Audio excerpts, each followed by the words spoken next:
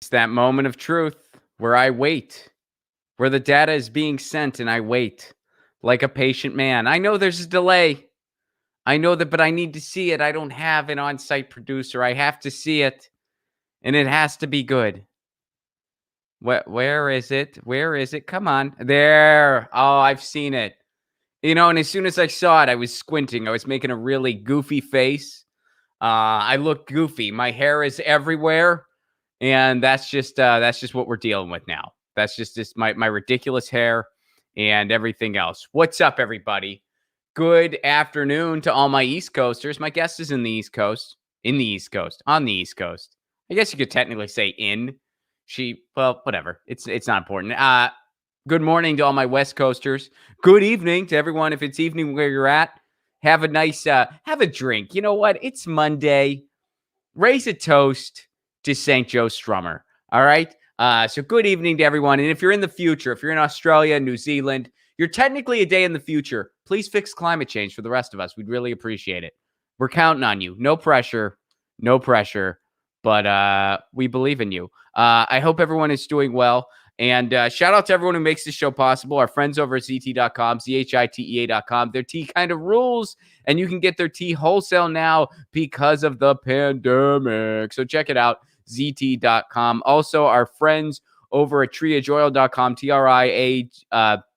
TRIAGE oil.com. Is that like I stumbled on that? I stumbled on, like, I just got caught up in the words because it's a Monday, I guess.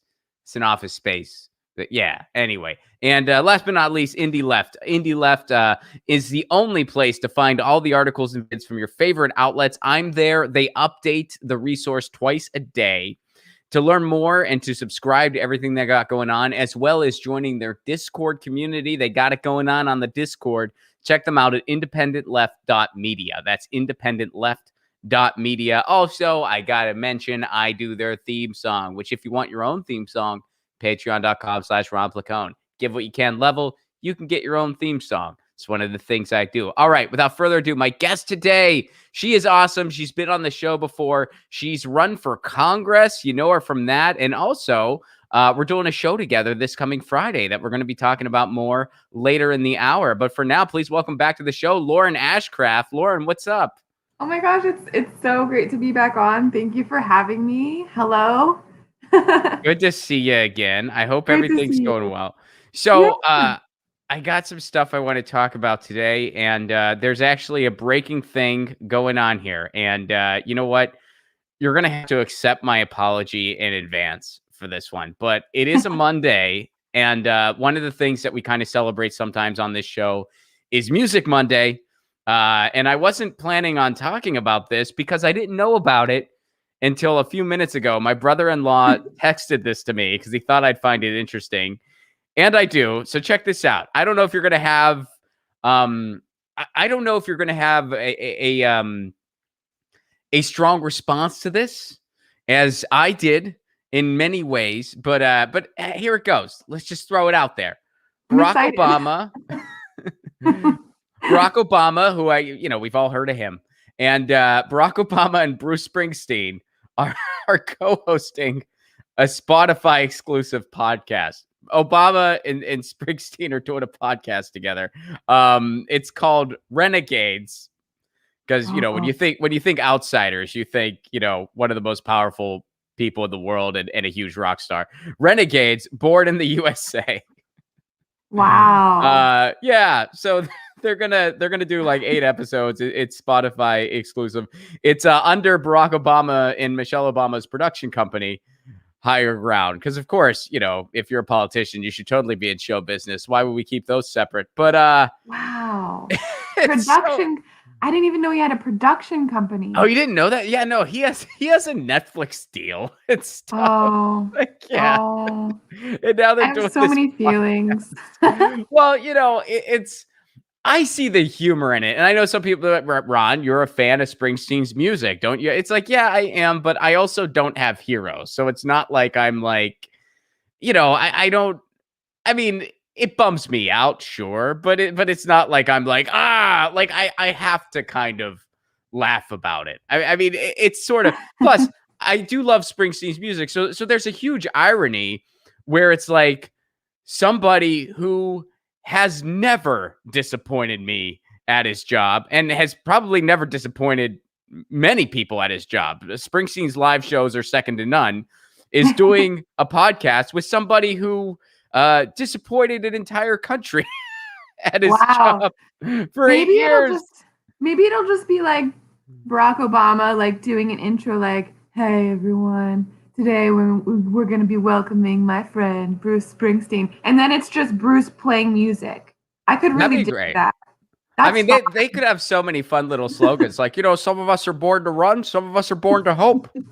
Welcome to the Barack and Bruce. Huh? All I know is they need to hire you as their writer. That's all I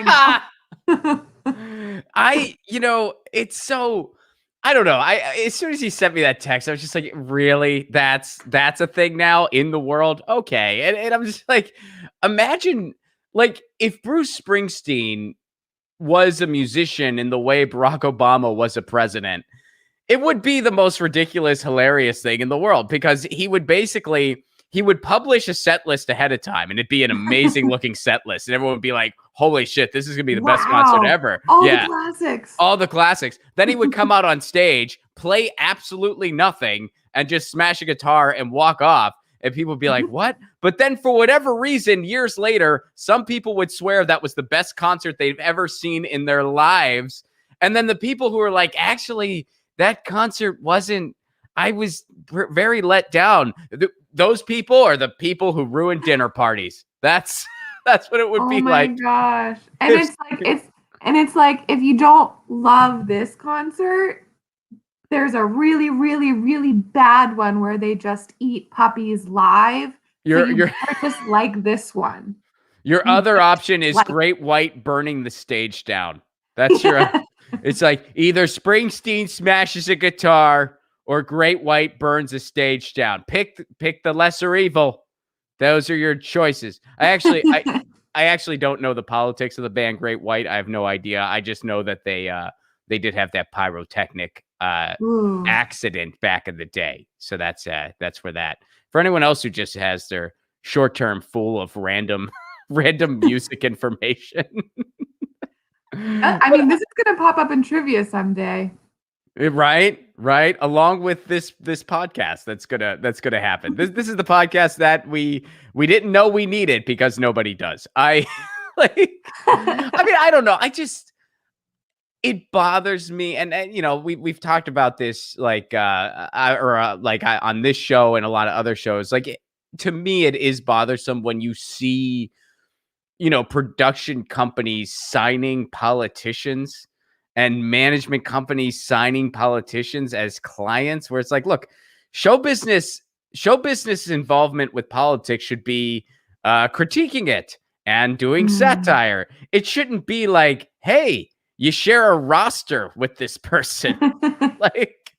But oh my anyway, gosh, yeah. It's become very overlapping. I mean, I'm also like in a weird middle zone where I was a comedian who ran for Congress, but I destroy it. You didn't win though, and you also it's not like you're president. It'd be different if you were president, then I'd be like, well, then I guess it'd be if you were president. You need to stop with the what? You'd be like, Lauren, it's time to stop doing stage time. You have a country to take care of now. Well, not just that, but I'd be like, Lauren, do you really why do you need to be doing a podcast with Bruce Springsteen? And you'd be like, I do what I want. Hey, just because I'm president, he's still the boss. All right. I'm doing my Springsteen podcast, which one could say that he had a heavy hand in our current president. So he has quite a lot of influence. Well, I mean, it really does speak to how I feel we have gone backwards as a society, because if we're being brutally upfront about just where our politics are, Bruce Springsteen is now doing a podcast with the guy who has the same politics as somebody who Bruce Springsteen wouldn't let use his music. I mean, that's just accurate. Like, I mean, I mean, Reagan, Obama, they're pretty much neck and neck. But, you know, yeah, I mean, that's just the times we're living in, where it's like, oh Strange yeah, times. that's how far right we've come as a country, and we've been, you know, I mean, we've been shifting to the right since 1976, but man, here we are. So anyway, I think we actually just discovered Obama's plan the whole time was to eventually end up in the graces of Bruce Springsteen. that was his long game. Yeah, he's like, if I just incrementally become more and more conservative over time, then Bruce will love me and have me on his show. I think Bruce is a pretty big lefty at heart. I mean, I think he wants to do the right thing. I just don't think, you know, I just don't think, I think from his, I mean, he's very, very wealthy. He's very, you know, and I think he just, to him, it's like, all right, well, the Democrats are looking out for people. The Republicans aren't. That's just it. So sure, I'll do a podcast with Bruce Springsteen or excuse Barack Obama. And Bruce Springsteen would do a podcast with Bruce Springsteen, I bet. I bet. Yeah. I'd rather do a podcast with Bruce Springsteen. I would totally do a podcast with Bruce Springsteen. I would love to talk to him. Bruce, if you're listening, would you like to be on a podcast with me and Ron? Instead of Barack Obama. Look, I get it. Much smaller platform. I get that. Much smaller platform. But for now.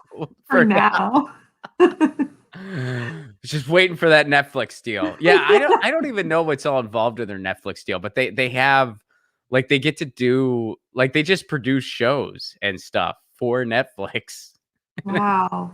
I couldn't tell you what any of them are, to be honest, but yeah, he has. Now he's doing a podcast. Yeah, Barack Obama is now producing the Netflix show where Reese Witherspoon's house gets reorganized. Are you serious? No. But because I would have believed you. Right? Isn't that the fun part? That would have been totally believable. Where are you going to put your socks? I'm sorry, but this is not Zen.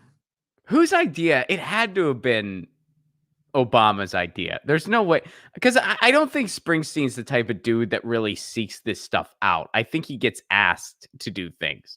Yeah, like I don't think he's the guy who's sitting around and he's like, you know what, man, I want to do a podcast with the former president. I heard that he went on Mark Maron's podcast when he was president, but he didn't do anything with Bruce, and I think it's time he does something with Bruce. I don't think Springsteen really gives a shit about any of that stuff. So I think it was actually Obama probably approached him and was like, hey, Bruce, are you heard the new album? Are you're not going on tour, you know, because hopefully Joe makes all that a little better, but I don't know. But you want to do a podcast? We got. I love it. I think we just basically that was the conversation they had.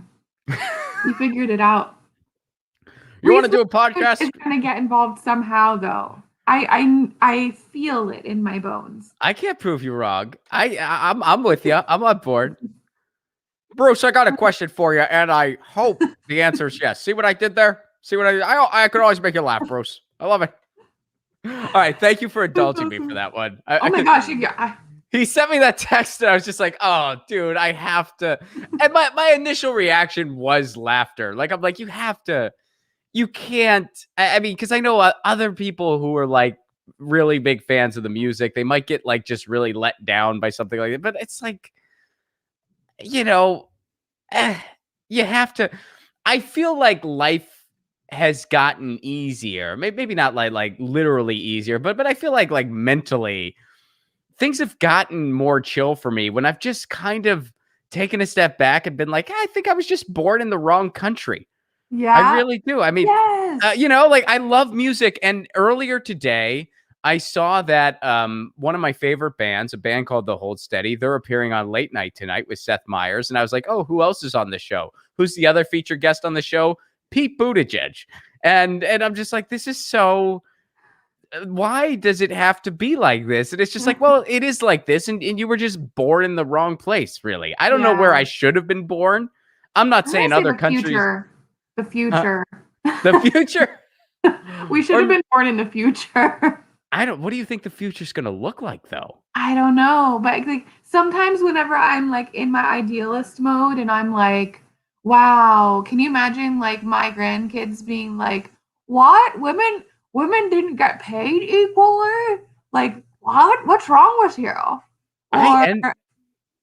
Or you guys used fossil fuels?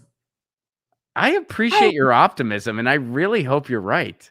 Well, this is the thing that happens with me, which is also why I am on some prescriptions, is because I have this optimism and I keep getting crushed. So It'd be like, maybe it's safest to think that it all sucks. I just envision this like cartoon where like you and I like have this time machine, and I'm just like, you want to check out the 60s or something? And you're like, no, the future. I got a hunch. And then we go and we're in like this dystopian hellscape, and I'm like, oh my God, Ashcraft, you did it again. Yeah, and like go find us some water. You wish this. Women are like only allowed to make sandwiches and no longer have voting rights, and I would be like, fuck! Womp womp womp. No Let's voting. go back to the 60s. Let's try this again. It goes in reverse, right? Yeah, exactly. So, but bringing it back to the present, here's a fun one, which, by the way, welcome everybody. Thank you for tuning in. If you got any thoughts, please do drop a super chat. Lauren and I will be responding to you on the super chats. That helps keep this show on the air. And check this out. This is not an Onion headline, believe it or not. Biden to mark upcoming 500,000 COVID-19 deaths with a candle lighting ceremony. On Monday, which I guess they mean today or maybe next Monday. I guess it's today. Yeah, it's going to happen soon. It's going to happen at 6:15 Eastern. We'll try to make sure we're wrapped here so everybody can catch it. I know you're probably really wanting to make sure. No relief to people, but we have a candlelight. I bet if we reach 1,000 deaths, Jill's going to have a light show for everybody. That's what they'll do. She'll do an art show. She'll do. Yeah. Oh my God. She's going to do like a Bob Ross live stream. That's if we reach 2 million. She'll do a paint by numbers with Jill Biden. Dr. Jill Biden had to catch myself. That's when she mentioned she has a Patreon because she's starting a production company. Yes. They'll start the production company in office. They won't even wait. Dr. Jill Biden. It's called Dr. Jill Biden's Production and Co. Isn't it awesome? And look, I get it. She's, a doctor or whatever. She's earned that. But isn't it kind of interesting that like everybody was wetting themselves when like, oh, she's wearing a scrunchie. She put up some paper hearts on the White House lawn. And did it kind of strike you as a little ironic that the same people who insist on calling her doctor are praising her like she's in middle school? Oh my gosh. So I think it's like I don't give a shit what she does. Yeah, I don't either. Like I am just baffled at how quickly we can forget that we're in the middle of a pandemic and we have you on video saying that we're getting $2,000 checks. That wasn't a mistake. That was a lie. And, like Dr. Jill Biden, like, great, she earned her doctorate. I haven't. That's awesome. Good for her. But, like, maybe instead of putting hearts in the front yard, maybe put out a sign that says something horribly vulgar, like, I'm going to divorce my husband if he doesn't give you all $2,000. Or get your $2,000 here. Yeah, set it on fire on live stream. That's kind of like what I would like to see. Dr. Biden, if you're listening, I know you are. I would like you to put that in the front yard and then light it on fire live as a demonstration of your commitment to all of the people who've been suffering as a result of the pandemic and economic crisis. I think that's a fantastic idea. Political action from our first ladies. I'm Yeah. all for it. Thank you. And I also am available for hire. If you are looking for someone to do your PR and writing as well, Dr. Biden, I have a lot of ideas that involve burning things. Just make sure you're real clear on what your salary is. It's like, $1 bajillion. I heard 1,400. I would take that too. But I said 2,000 a week. I heard 1,400. I heard. Well, wait a second. What did you get in your last paycheck? Doesn't that count against? No, that's not how it works. Oh, we're confused on numbers, I think. Yeah, I mean, that's confusing. I'm gonna have like a very written contract, but instead of us signing it, it's actually just going to be drops of our blood. So I think just like the seriousness of what it would take to have this written document signed by both of us, I think we'll get it. And you won't have to worry about the cut on your hand because she's a doctor. Right, and apparently we're getting universal health care. Apparently. Who was it that thought she was a medical doctor? Was that it was somebody on The View? You know what would be horribly ironic is if it was Ben Carson, who actually is a medical doctor, who never did anything useful for any of us, and in fact made HUD worse. So, way worse. Isn't he like a particular kind of surgeon? I think he's a neurosurgeon. Yeah, but it's like I don't know. I read this somewhere like a long time ago, and it was just an opinion piece. But it's basically like the type of surgeon he is. It's like you don't necessarily have to be a medical genius per se or anything like that. You just have to be able to really follow directions for this one particular thing. And so it's like he can just really follow directions for this one. I don't know if that's true or not. Like I don't know the first thing about that field, but yeah, I don't know. I did hear I wouldn't trust me. I wouldn't trust me. Yeah, I wouldn't. I mean, I'm left-handed, so I mean, you give me a pair of scissors, I'm done.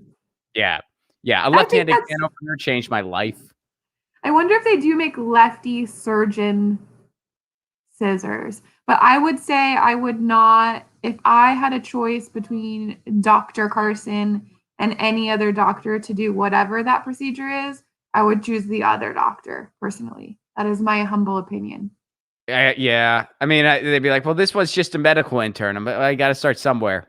Bring the intern in. I'm on board. Interns got everything to prove. On me. Yeah. Well, their career is on the line. If they fuck this up, they're done. So they're not going to mess this up. This is it. This is game time. Coach has put you in.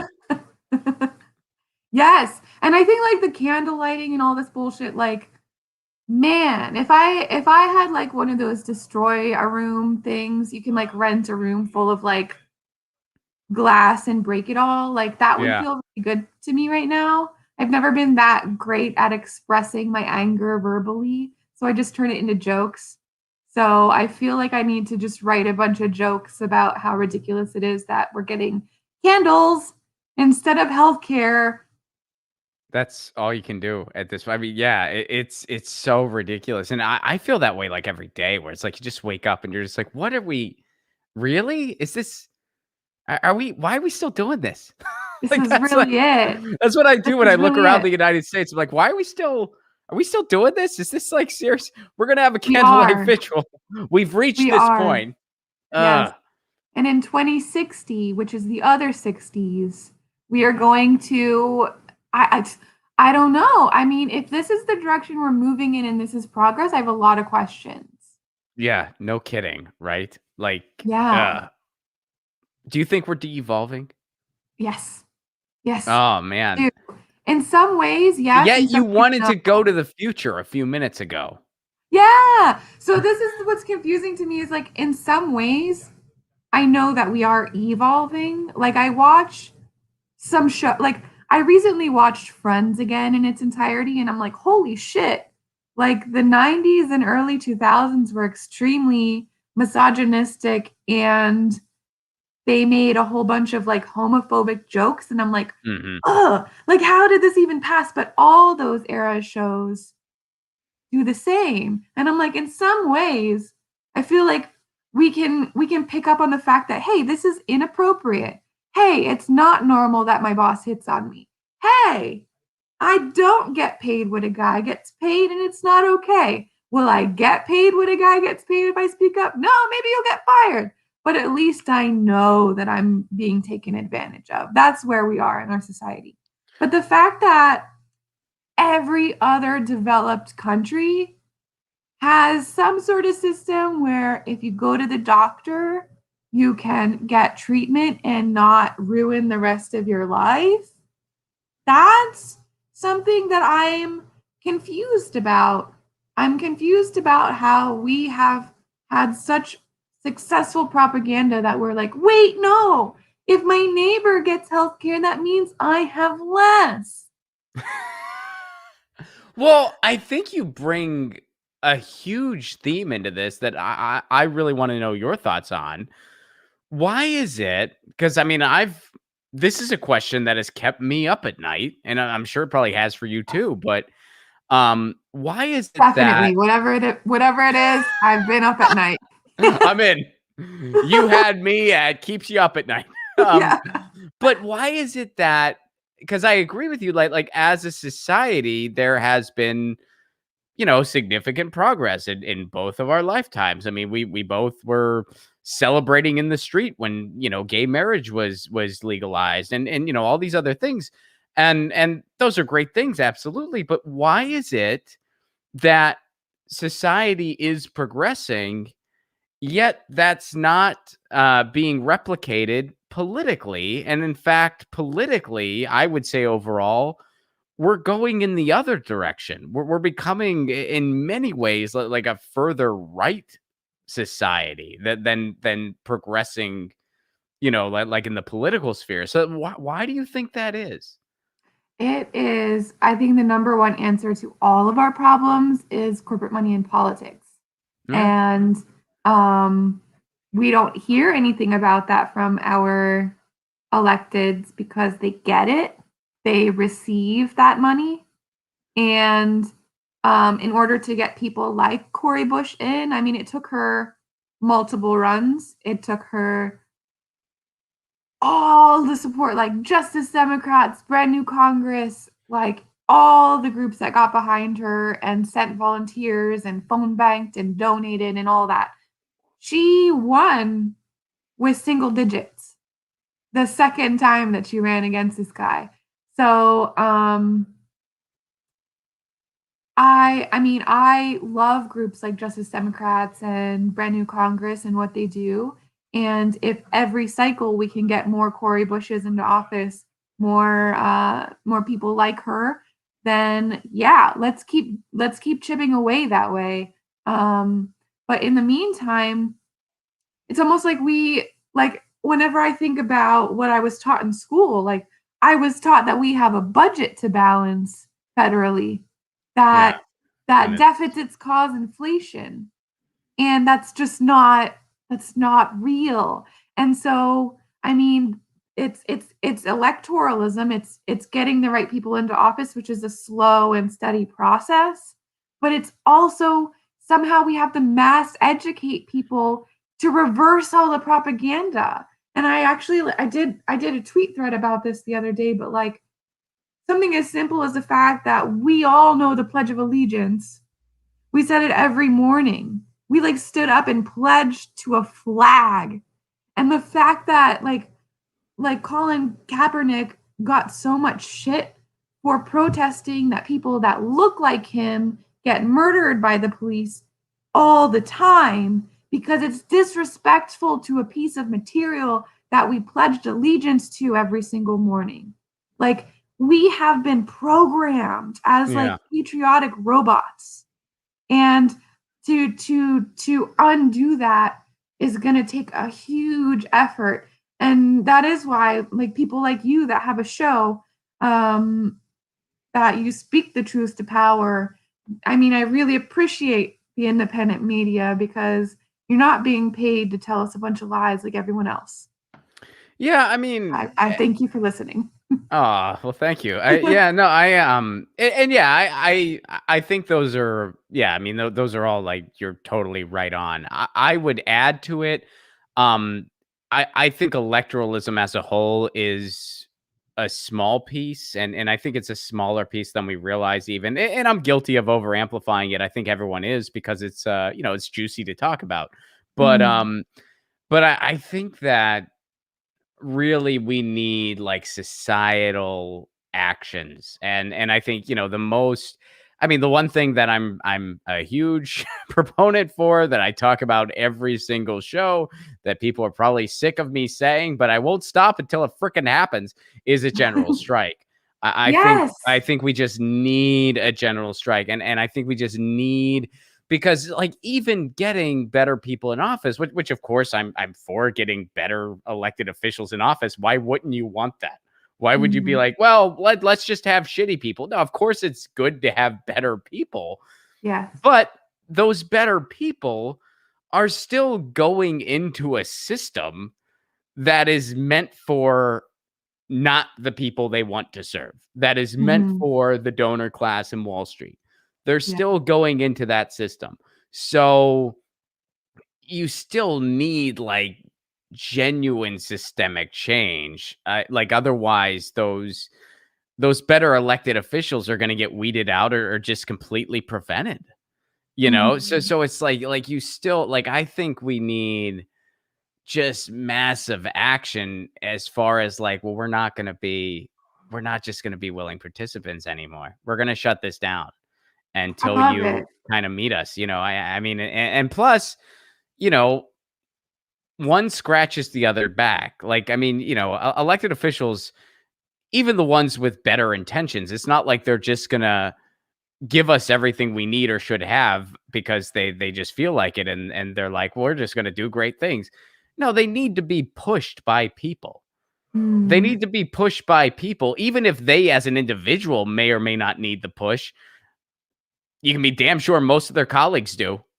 And Yeah. that ain't changing anytime soon. That is not gonna change anytime soon. So, yeah, I mean, so, yeah, but money out of politics, definite win, definite needed. Definite. Um, but And it like, it's also, that money, like, whenever you talk about a general strike, like, these corporations are scared shitless to lose even a little bit of their profit. So, like, stopping the money from flowing to and from shitty people and shitty corporations, like, yeah, get big money out of politics, but also yes to a general strike.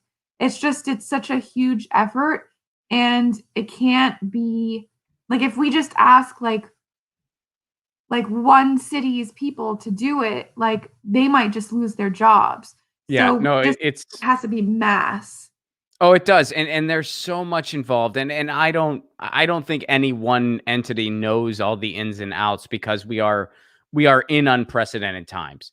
I Mhm. don't think, it's funny, like, I talk about a general strike a lot, and I'll get these emails and I know, like, they're well-intentioned emails, but they're like, "Ron, it's just read this book, and that's everything we need to know." And it's like, no, it's not, because there's a Yeah, pandemic happening right now. There's right. like we are in an unprecedented time where the government has really just revealed itself as a complete corporate coup, where people are food and housing insecure, where we're in this digital age. I mean, there's so many just unprecedented things going on at the same time, that, yeah, we don't know every T to cross and every I to dot. Um, but we're only gonna find out if we start. And Mhm. I know like a couple things. Like, I know it's gonna take a massive amount of mutual aid, because it's gonna take people being like, all right, these are the people who are gonna make sure that the kids are in school and usually it'll be digitally in school, be it virtual or otherwise, while this is going on. This is how we're going to make sure no one's food insecure, how no one's, all these factors. Like emergency rent funds and stuff like that. Yeah. Well, and emergency, medical care too. You and I both know this. One of the reasons a lot of other societies strike a hell of a lot easier than us. One of the reasons, there's a lot, but one of the big ones, their healthcare ain't tied to their job. Isn't it interesting how everything's set up so that this is much more complicated to do here than it is anywhere else? Isn't it interesting? No shit. So, I wanted to do this with you, and then I want to talk about New York for a little while, and I want you to fill me in on everything that's going on your coast. You're on. I'm left coast. You're the other coast. Yeah. And but in these digital times, we can do shows together, which we got one coming up. We got one coming up. Yes. So, but I wanted to talk to you about this. So that like we've talked about this before, both like on this show and then just in general. Municipal broadband is a very big issue to me, which is city-owned internet. You guys have some of it in some of the boroughs in New York City. And it's basically just city-owned internet where our internet infrastructure is controlled by we the people. The reason that our internet is not the greatest is because we've allowed a corporate duopoly to kind of control our internet infrastructure, and their goal is to just make as much profit as possible, so they don't really give a hoot about us. So House Republicans are trying to make this worse. Check this out. House Republicans propose nationwide ban on municipal broadband networks. GOP claims the ban.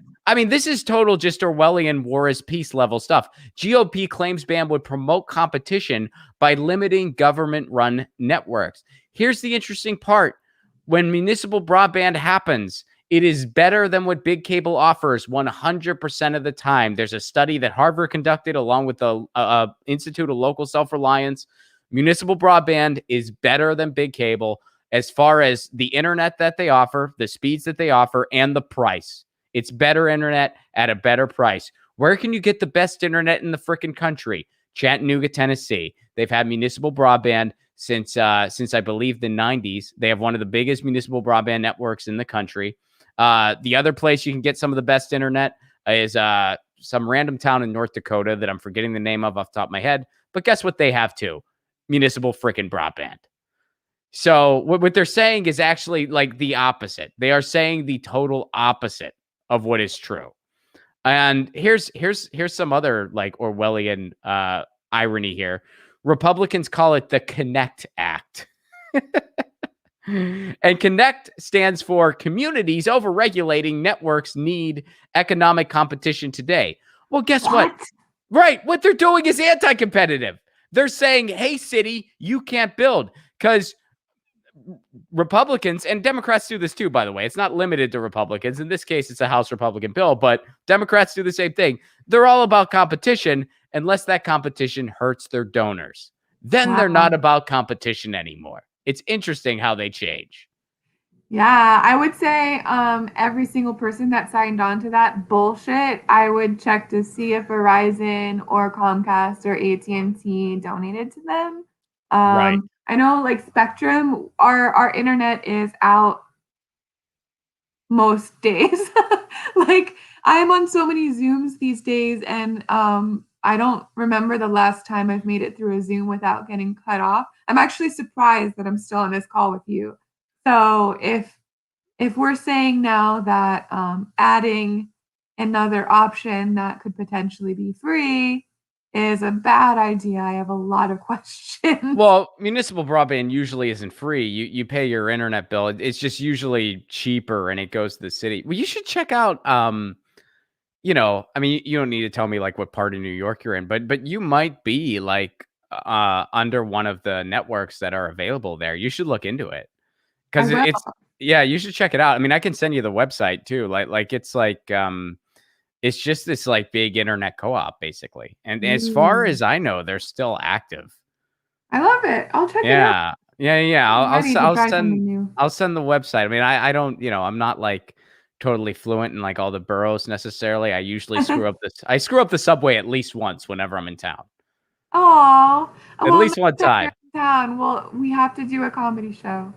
Oh, absolutely. Yeah. Well, you were supposed to be on it the last one. Yes, at Broadway. You were gonna be on our Broadway, our show at Broadway Comedy Club, which we had a blast there the year prior. And yeah, you were gonna do that. And then of course, an entire year's worth of tour dates didn't happen. Next time. Good. Next time, whenever it may be, which I don't even know at this point. I don't know. I mean, God, I'm hoping fall, but I don't, you can't even guess it. They give different projections every freaking day. Yeah. And I If only we could have some more candles and hearts. I think then that's we'd be really, back. yeah, I think if we could just, Dr. Biden, if we could just amplify the hearts, I think that would actually help to,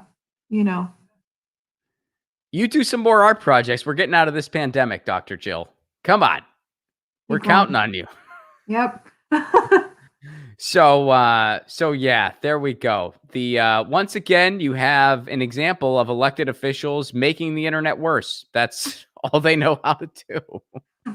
Yeah, internet, healthcare, our environment, the air that we breathe, like education. What haven't we screwed up enough that we should just elect more people that are just paid for by these corporations? It's so funny. Like, and we're actually, I mean, that's another thing where when you talk about deprogramming, we desperately need to like deprogram our society to just stop thinking that shitty policy can fix problems. Yeah.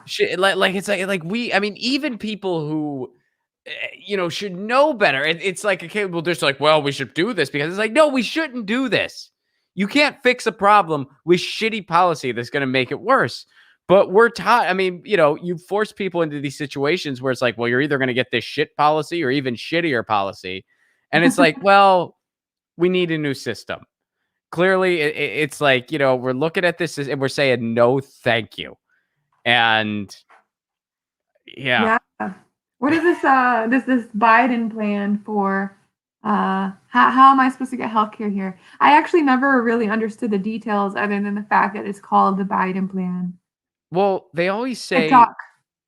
say strengthening the ACA. And Oh. I don't know what the fuck that means. If you know what it means, let me know. I have no idea what that means. Strengthening the ACA. I mean, I know like the only concrete thing they can give lip service to is the public option, which it should have had in the first place. And as far as I know, Biden's even backpedaled on that. Wow. So, like, yeah. That sounds really great. Great to me. I love the if we just kind of follow the Republicans. So like Trump was like pure fascist. And so if we need to elect a Democrat, that means we need like a centrist one. So then the next time that we have a Republican, they're like off the scale. And then in order to like come back from that, then we need to elect a fascist Democrat. That's like, this is the direction we're going in. Like, it keeps getting worse. So I don't understand this, like, bipartisan. Shut up and get me my health care and stop doing construction paper art projects. Bipartisan is code for somebody had a really shitty idea and someone else is going to help them sell it. Yeah. And usually it's the Republicans. Yeah. Bipartisan means that Comcast is okay with it. Yep. And so is United Healthcare. Yeah. And by the way, where did Biden start his campaign? A Comcast dinner. Oh, that's so cute. Isn't it? Isn't it adorable? Whenever he's done being president, he's going to open up a production company with Comcast. No, you're definitely right. That's for sure. With Lady Gaga. Do you think she's, yeah. Well, she was at the thing. I love her. Well, I don't know much about her personal politics. Like, I have no idea, and I don't, it's not something I really have looked into, but she Yeah. was dressed like something out of the Hunger Games. And I kind of thought, I was like, was that like a poetic nod? Like, was that Ooh. like a nod? Like we're heading into a dystopian hellscape. And so, Yeah, she's like, like, I know what you're thinking, and it is. I just can't say it. I don't know. I yeah, think politics are actually fairly good. She's raised a lot of awareness about chronic pain and makes a really great safe space for LGBTQIA people. So I like her a lot. I just hope that she doesn't open a production company with Joe Biden. I hope so too. When I first heard the song Bad Romance, I uh I thought it was about Roma, the soccer team, so I was really excited. Like Oh, like the Roma, I thought she was singing about the football team, Roma, like the yeah. Italian football team, and I was like, "Oh man, that's so cool that they're singing about Yeah. that in the States," and I was like all into it, and I was just like, and I actually, the only way I found out was because, like, it was playing and, like, my friends were kinda singing along and I was kinda singing along too, and I was like, "Dude, it's so cool there's a song about this, even though Florentina's my team," and they're like, "What the fuck are you talking about?" Lady Gaga's just the biggest soccer fan. That's what I thought. Well, I was like, "She's Italian American," so I thought, well, maybe she, That's true, she is. I really did think that for, like, It's an not embarrassing amount of time. It was a while before it's not before the I worst guess. In fact, that team should really use it. They should ask for the licensing. There you go. There you go. That would be cool. Then it would come full circle.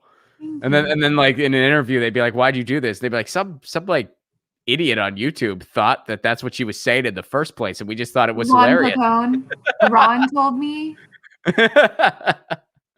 So, so let's go to New York. Let's, I mean, you brought up Gaga. I feel like it's, now is the time.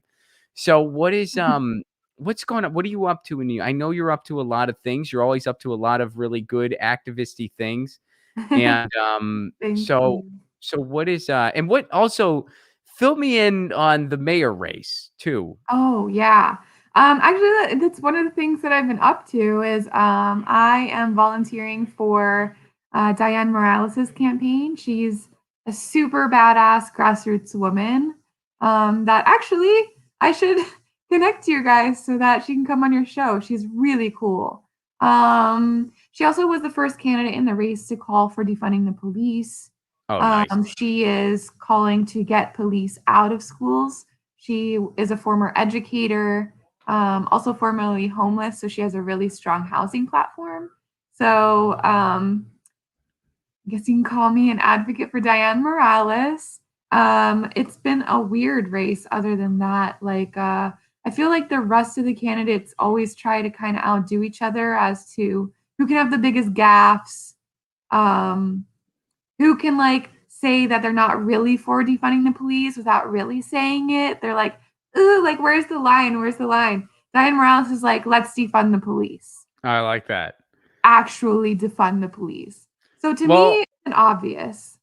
no, well, you and I have talked about this multiple times, but I tweeted about Andrew Yang, and some people got upset about it because I think, and in fairness, it's like, I think I mean, I guess my intention wasn't clear. Like, I wasn't endorsing the guy or anything like that. I didn't know anything about any of the other candidates.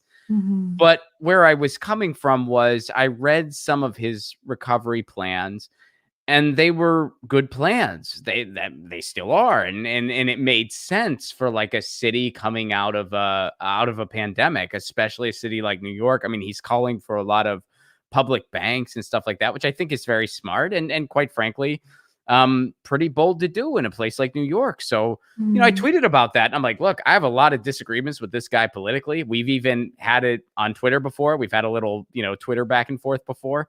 But I think these are really good plans. I think he'd probably make an excellent mayor. And some people were like, Ron, there's all, and I'm like, whoa, I didn't. I'm like, Well, I didn't endorse the guy. And they're like, Rod, there's a great progressive running. And I'm like, all right, well, you guys have ranked choice voting. So guess what? You're going to get to rank whoever your first choice is first. And then you can rank that guy ahead of the establishment Democrat. Because I mean, I don't know about you, but I would take Andrew Yang over an establishment Democrat. I even said to someone on Twitter, to just like make light of it. I'll be like, look, tell you what, y'all have ranked choice voting. So you can just rank your choices, and whoever loses, send them to LA. Because I'll tell you what, I would obviously I'd take a lefty over what we got now, obviously. But I would also, over our guy, I would take Andrew Yang any day of the week over the guy we got. I mean, maybe he would move to LA. I think so. All I know in terms of like who I'm ranking is Diane Morales is my number one. And then the rest of these people who seek to represent me cause me a great deal of emotional pain. I haven't decided how I'm ranking them yet. And I really want I want to fill out I can vote for 5. In New York, New Yorkers, you can vote for 5 people. So that's awesome. It's awesome. But these candidates are making it really, really hard. Like, I have 4 more slots. Which one of you hates New Yorkers the least? Are they all that bad? In my opinion, really? In my opinion, there's something that I really, really dislike about every other person. So, okay. See, I don't know who. All I know is the progressive you're telling me about and Andrew Yang. That's all I know. Yeah, Diane Morales. I'm gonna have to get her on your show. Well, I'd love to have her. Yeah, absolutely. And Andrew Yang, we've actually spoken a few times, and I will say I really appreciate, like, he really helped people like Jen Perlman and Donna Imam, and has a really big heart. I will say that about him. Like, as a human, I like him. As a politician with a platform about how to fix everything that's crumbling in New York, absolutely not the best choice. Will he be on my ballot at all? I haven't made up my mind yet. Right on. No, I mean, that's, yeah. I think, I mean, and again, I'm just reading a guy's website, so it's like, well, what would he actually do if he gets the gig? But I mean, you just roll the dice or you don't. And, based on those plans, I would take that. And I don't know a ton about New York politics, but I mean, I can liken it to LA. I would take Andrew Yang over our mayor, Eric Garcetti, any day of the week. I don't know if your mayor is as bad as ours. I think so, but Blasio is pretty bad. right. Well, that's what I'm saying. Like I think they're very similar mayors in that they're just very much corporate Democrat, just useless brutal mayors. Yeah, I mean, totally. And so, yeah, I would take Andrew Yang over that. You know, based on what you're telling me, that it seems like there's some candidates I would definitely rank higher than him. But I mean, I'll tell you what, the joy of ranked choice voting is that, you have a chance to make sure, that the establishment Dem doesn't get in, which is, I mean, that's a win. I mean, I wish we had that here in LA. Yeah, isn't it strange that New York and California have some of the shittiest fake Democrat politicians there are? Well, they have the most resources for it. Yeah, and like Cuomo. What's your take on that? Oh God, I mean, I know and respect Ron Kim. He's amazing. I totally believe him. I know and respect Lindsey Boylan, who bravely came forward about being sexually harassed while working for him. And wait. Oh, I'm sorry. Back up a little bit. By him? I think so. Really? So I've only seen a couple of headlines, so I don't know the details. I mean, I've seen a few headlines where it's like Andrew Cuomo, like he misreported some statistics, and then yeah. So So this is like the sexism in mainstream media is SNL actually made a skit making fun of the sexual harassment claims and like made like a joke about boobs. So Okay. like she comes forward and basically like Cuomo tried to release like confidential HR stuff that would threaten her reputation, but it didn't really. It was just like it was his punishment for her for coming forward publicly. So And that's how this guy operates. how did this translate into a boob joke? SNL. Okay. All No, right. All right. Fair enough.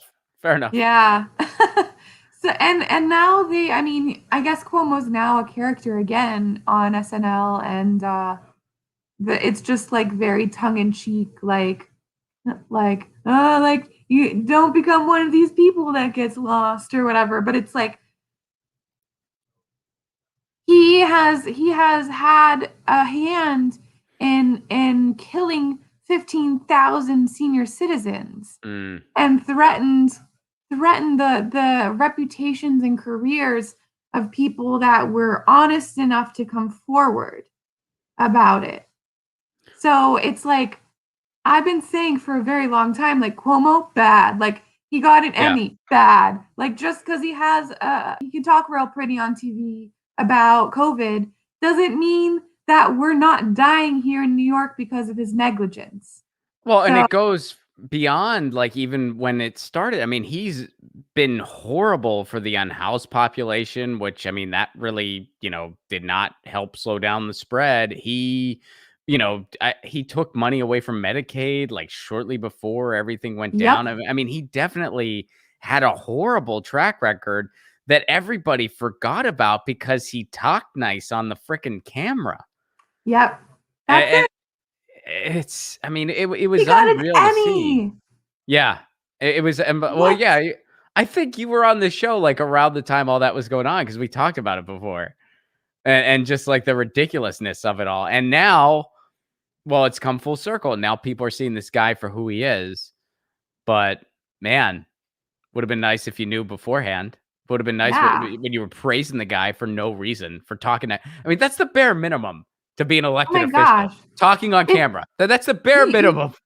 You could do it. We could do it. Like, just tell me what to say about COVID and I'll do it. I don't give a shit. Yeah, it's unbelievable. Like they were praising him for that. It's like praising somebody for like just like they showed up to the office basically. It's like hey, you showed up and you were on time and wow, here's an award. Like all I did was show up on time. That's all it takes. Here you go. Although they do say that 80%. Yeah, no kidding.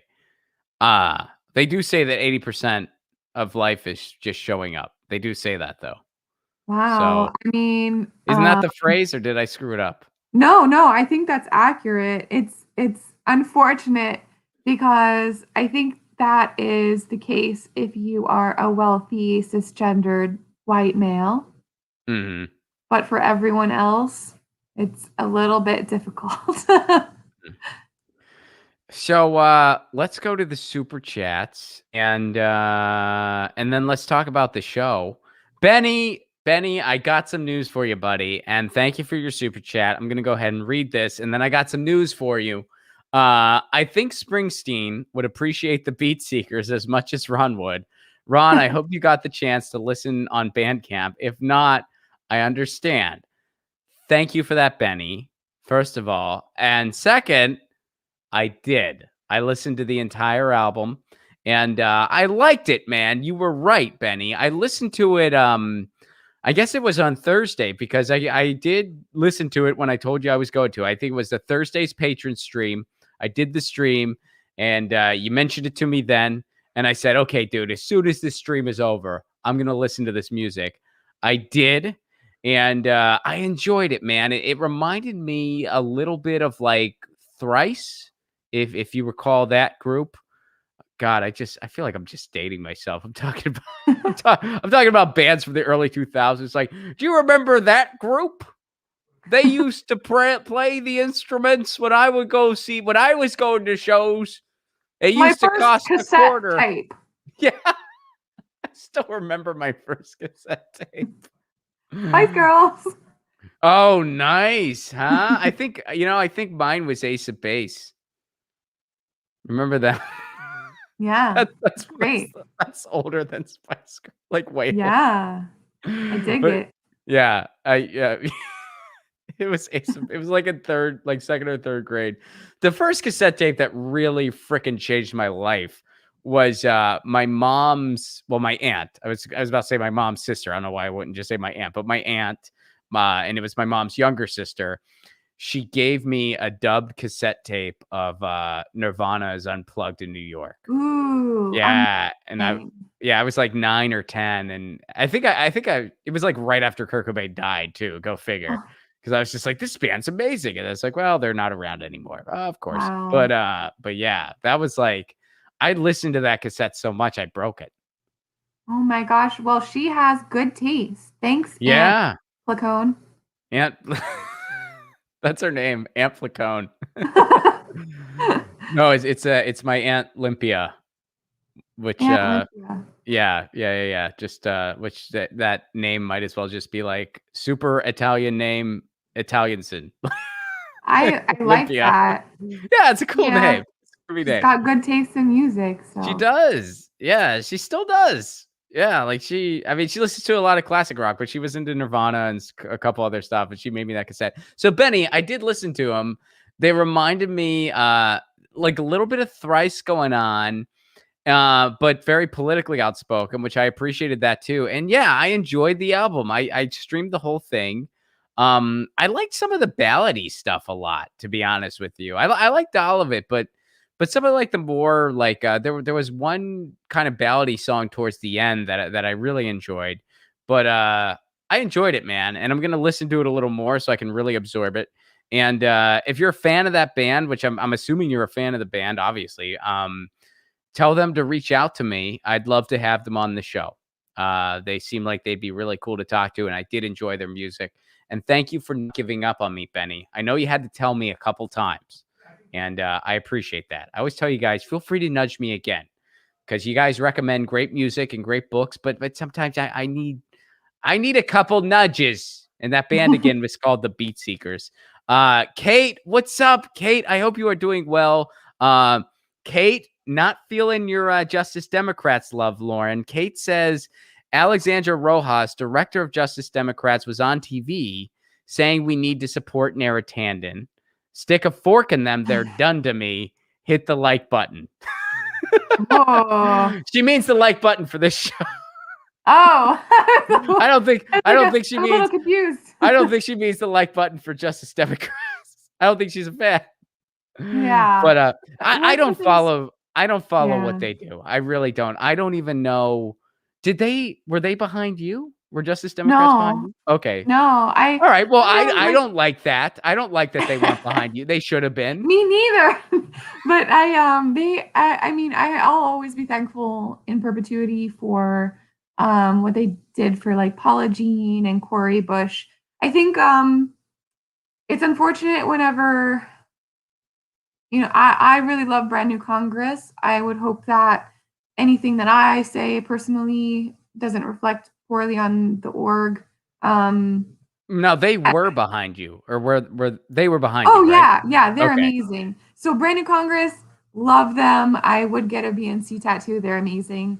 You know what? And I don't mean this to be disparaging of Brand New Congress, but I think Brand New Congress should get a Lauren Ashcraft tattoo. Oh my gosh. Now that's just me. I think they should get. Why should you get their They should get that. That's what I think. Yeah. And, Yeah.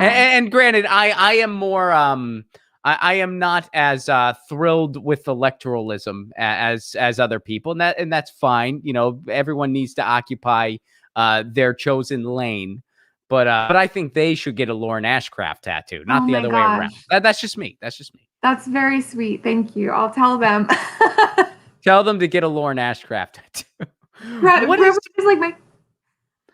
I'll be honest. I don't know the answer to this. What exactly is the difference between I mean, they both do the same thing, right? Like, they're both trying Yeah. to get, like, they're trying to reform the debt, which, and again, I don't think that's I think we need a whole new party. I think we need a whole new approach to electoralism, but Mhm. I support lefties however they're doing it. If I want to support a lefty, I don't care what's next to their name. I'm gonna, give them a vote. But Yeah. and I applaud people for trying. I just think electorally, if we don't break the duopoly, it's just always going to be. We're just always going to be grossly outnumbered. I mean, it's like Yeah. they spend $50 million to and in grassroots money. That's a lot. So it's like they're spending 50 million to make sure you don't win. I don't know why not. Why not just try to change the infrastructure? I mean, but It has to I mean, be well, it has to be some combination of both. But I'm like so for a general strike. The difference between Justice Democrats and brand new Congress, they're heavily aligned, and okay. actually, they uh, I personally don't think that they would endorse against each other in the same race. I don't know the policy on that, but I do know like they are kind of friends, they're partners. And maybe there's some differences. Brand new Congress, I can't speak for Justice Democrats because I wasn't endorsed by them and wasn't involved. But I did support some Justice Democrats candidates, obviously. With Brand New Congress, it's an amazing group of people, a lot of amazing volunteers, and you get trained and you get support. You can ask them questions. And I think the most valuable thing that came out of it for me was you're on a slate with other brand new Congress candidates, and by the end of your experience, you really look at them as family. So like Mel Gagarin, Melanie Dervigo, Shaniat Chowdhury, like we are good friends, and we always will be. So like that's really valuable if you're running for office, is to find people that are doing it too, and you can be like, oh my god, this reporter is harassing me, did you guys ever deal with this, and give each other advice, and practice speeches together and do joint fundraisers, and that's really the coolest thing. I brand new Congress, I had nothing but really great things come out of that for me. So really always appreciate them. Hey, Right on. Nancy, if you're watching, I love you. Get the tattoo. Get Get my tattoo. don't forget about the tattoo. Yeah. I mean, I'm not You get my face, I'll get BNC. Well, is there a process? Like why? Because I feel like the Justice Democrats should have been behind you. Why? Like, did you get to apply, or was it just they only have so many spots? Like, how do they Mhm. select people? Because I mean, and I've seen some people who they endorse that I think Mm, were great candidates, and that's yeah. great. But like, how do they pick the people who get to be helped and who doesn't? It's a good question. I actually don't know. I wish that they I wish that they got involved in my race, but like really no hard feelings. Well, they can make up for it by getting a tattoo. Yeah, if they would like to get a tattoo of my face, it's No my hard face. feelings. No hard feelings. We're square. We'll be fine. I think I read in an article maybe it was the Intercept or something. I think I read that maybe as a group they kind of pick certain races that are most important to them, Okay. and support the best candidates in them. I don't quote me on this, anybody watching, because I don't know and I've never had a conversation with the organization. Yeah. I mean, I don't know exactly how they operate either, but yeah. I mean, I don't know. There were a lot of people where I'm like, why weren't they helping out this person? But yeah. So Donnie has some pretty good info for you. Uh, Donnie says, check out NYC Mesh, which that's who I was referring to when we were talking about the Oh, municipal the broadband. internet? Yeah. Cool. Yeah, you should check that out. If you're in their, like, area, and it literally does, if you go to their website, it literally does just look like a big old web. And what they do is they have these, just kind of ping points where Yeah. they're, like, just these, like, receivers, basically, and they just ping, like, internet to all of their users. I'm looking right now. And yeah. Are you in Oh, the area? no, I am not, but Oh, I'm well, there we thinking go. of moving into the area. Oh, no kidding, really? Oh. Yeah, yeah. So that actually I will keep this in mind whenever sign a new lease You because, should hit them up, cause yeah, I'd be curious, especially if you get it, like, I'd wanna, like, find out how it's going.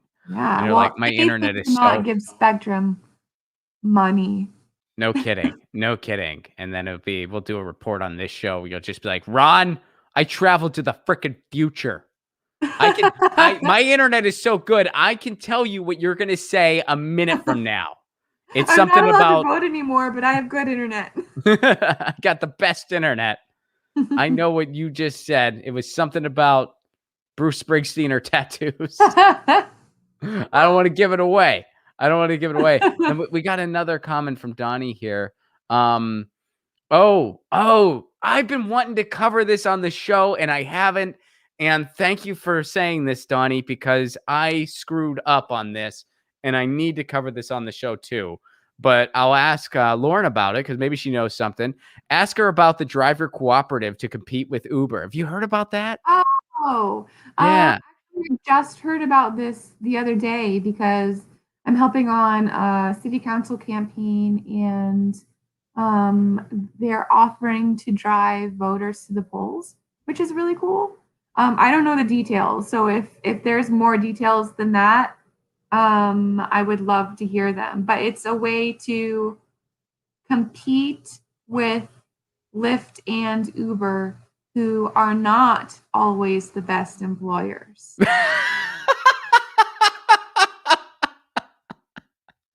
Did I get it? That was beautiful. Thank you. Did I get it? Correct me if I'm wrong, my friend. Not always the best employers. Yeah, man, Donnie, I've been wanting to talk about that more in depthly on the show. I wanted to as soon as it came out, and something happened and I didn't get to it. But thanks for that reminder, because I really do wanna do a want to do a chat about that on Get Your News On with Ron. But so you're helping out on a city council thing too? I am. I Look at am. you. I don't Sheesh. sleep much. Wow. That's awesome. I feel like you and I are like the yin and yang of like electoralism, but like we still have really constructive conversations. You Right? know? Like This you're is like why you're I like feel like I mean, we that's we why yeah. you can get along like with people who are pursuing different strategies than you are. You can still get Yeah. along and have really constructive, like you're like, yeah, electoralism. And I'm like, electoralism. But you know, the Yeah, but I'm principles also are like, still "Yeah, there. general strike, general strike." Right. And I'm also like, well, electoralism is necessary though. So there is See? someone's got to do it. So it's good that some people can. It's like the Ron and Lauren yin and yang, you need both. I love it. It's true. It's true. I mean, they're all in the toolkit of change. They're all in the toolkit of change, which that's the tattoo I'm gonna get. It's gonna be a Right tool here. right on my forehead. Just a toolkit of Yeah. change. And it's gonna It's just gonna be a toolkit, and inside it says change. change. Change. It's just like, hey Bruce, are we still doing that podcast? I hope you didn't change your mind. See what I did there? Oh, I love it when I make you laugh. I love it when I make you laugh. Lauren, what do we have going on? We have something exciting coming up on Friday. Oh my gosh, it's gonna be my first Californian comedy show, thanks to my friend Ron, who humbly invited me to be part of it. Flappers Comedy Club. You can get the tickets. I'm sure Ron is posting links. I I just know that is posted, yeah, you can just grab the tickets directly from my website. It's ronplacone.com. And it is it is your first California show that's technically not in California because it's a virtual comedy show, so anyone can attend. But it's at the Virtual Flappers Comedy Club. They've been doing virtual shows 7 nights a week. I know some of you have been to some of my past shows there. But on Friday night, I'm going to be there. Lauren's going to be there. And my friend Amanda's hosting. I just found that out. So it's going to be a super awesome show. It's a stand-up show. And you can get tickets at my website, ronplacone.com. Or, make sure you're following both of us on Twitter. Lauren's at Vote Ashcraft. I'm at Ron Placone. We'll be tweeting those ticket links out. And that's Friday night at 10 p.m. Eastern, 7 p.m. Pacific. Where else can people go to learn about you? Pretty much just vote Ashcraft right now. I don't have a campaign. Yep, that's where I am. Perfect. Well, thank you. So follow Lauren and come see us on Friday. We want to see you all there. It's going to be a virtual show. It's going to be a blast. And it's a way to kind of feel like we're together when we can't physically be together in these crazy quarantine times. But you can go to my website for those tickets. Benny, thank you very much for the Super Chat contribution and for the great band recommendation. Kate, thank you so much. Always awesome to hear from you. And Donnie, thank you so much. And Lauren, you got to let us know if you move into New York Mesh's area. Yeah, I'm so excited. We're gonna follow up on this. All right, thank you so much for doing the show today, everybody. We will be back tomorrow. Savage Joy is my guest tomorrow, and we'll be back same time, same channel, 2 p.m. Eastern, 11 a.m. Pacific. And in the meantime, you guys know the drill. Lucy is asleep on the couch. By the way, how are your cats doing? Oh my gosh, they're great. I'm actually. If you have a minute, I can bring you one. Yeah, go ahead and bring one. Okay, 1 second. Thank you. This is that's something we do here. I mean, this is my cat was so adorable this weekend. It was ridiculous. I didn't move. Yes. This is Queenie. Hi, Queenie. How are you? Is that the kitten you just got? Yes, she's growing like a weed. Yeah, she has mutated. Yeah, she got like a lot bigger because I saw your pictures when you first got her. Yeah, she like fit in our hands, and now she's this thing. Oh, it's so awesome! It's so cool. Lucy, the other, was like really, really wanting to just snuggle up yesterday, and so I didn't move for like an hour. Like it was just so like there was stuff I needed to do, but she was just so all up in my lap, and I'm like, I'm just gonna stay here until you're tired of me. Lucy. Yeah. And eventually she was over me and she left, and I moved on with my day, but that's how it goes. Well, Lucy says meow, Queenie says meow, Lauren says peace, I say peace. We'll see you tomorrow. Peace.